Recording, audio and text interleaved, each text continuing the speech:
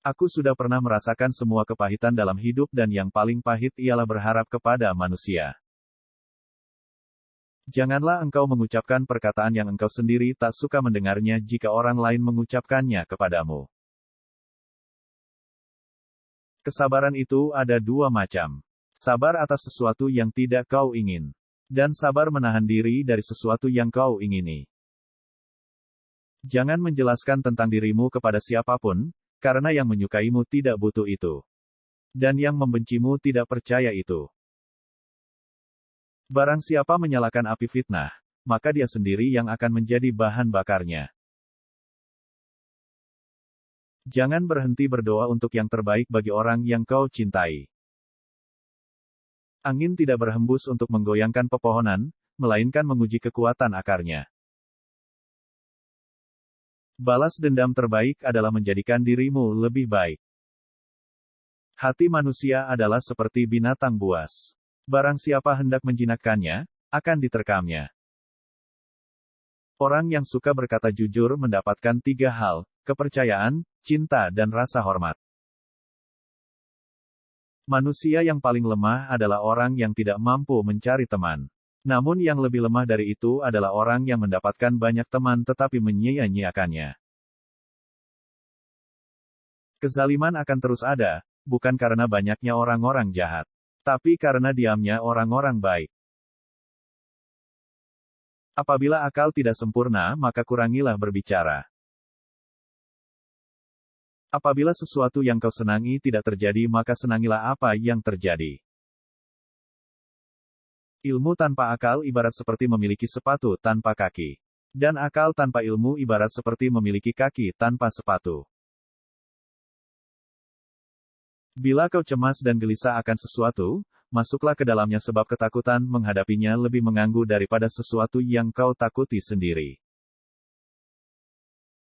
Berpikirlah positif, tidak peduli seberapa keras kehidupanmu. Ketika orang bodoh melakukan sesuatu yang membuatnya malu, dia selalu menyatakan bahwa itu adalah tugasnya. Ada 2 tragedi dalam hidup. 1 tidak mendapatkan keinginan hatimu. Yang lainnya adalah untuk mendapatkannya. Kita menjadi bijak bukan oleh ingatan masa lalu kita, tetapi oleh tanggung jawab untuk masa depan kita. Hewan adalah teman saya, dan saya tidak memakan teman saya. Mereka yang tidak tahu bagaimana caranya hidup, harus tahu cara meninggal yang baik. Sebatang rokok adalah sejumput tembakau yang digulung di atas kertas dengan api di satu ujung dan orang bodoh di ujung yang lain. Ada 2 jenis kebahagiaan, mempunyai anjing yang baik atau menjadi anjing yang baik. Hidup tidak berhenti menjadi lucu ketika orang meninggal, lebih dari itu berhenti menjadi serius ketika orang tertawa. Kalau manusia ingin membunuh harimau, ia menyebutnya olahraga. Kalau harimau ingin membunuhnya, ia menyebutnya keganasan. Suatu kehidupan yang penuh kesalahan tak hanya lebih berharga, namun juga lebih berguna dibandingkan hidup tanpa melakukan apapun. Imajinasi adalah awal dari kreasi. Anda awalnya membayangkan apa yang Anda inginkan, lalu Anda menghendakinya dan pada akhirnya Anda mewujudkan kehendak itu. Berkebun adalah satu-satunya pekerjaan yang tidak diragukan lagi manfaatnya.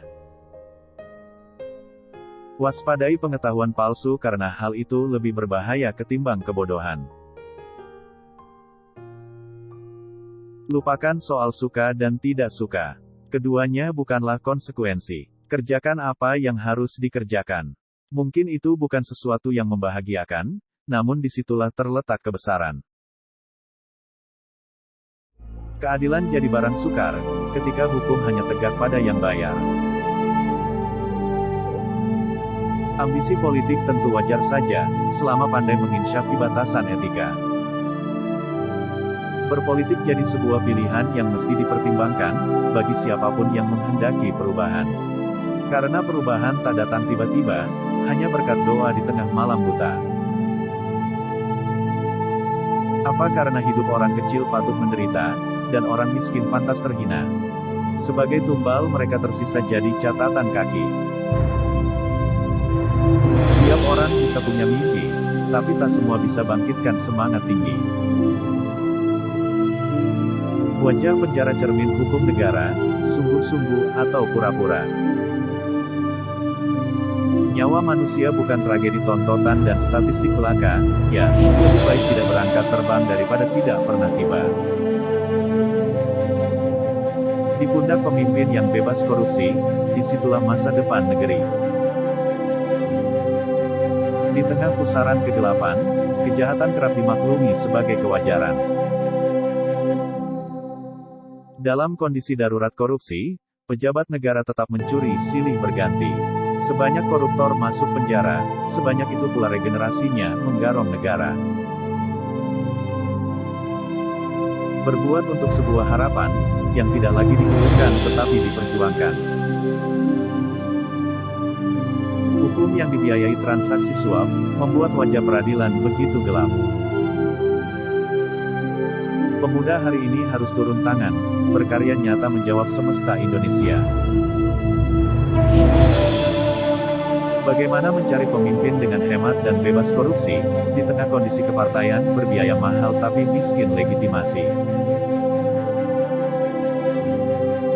Karena memilih lewat pemilu, bukan seperti melempar dadu. Kita semua yang akan menentukan nasib Indonesia di masa depan.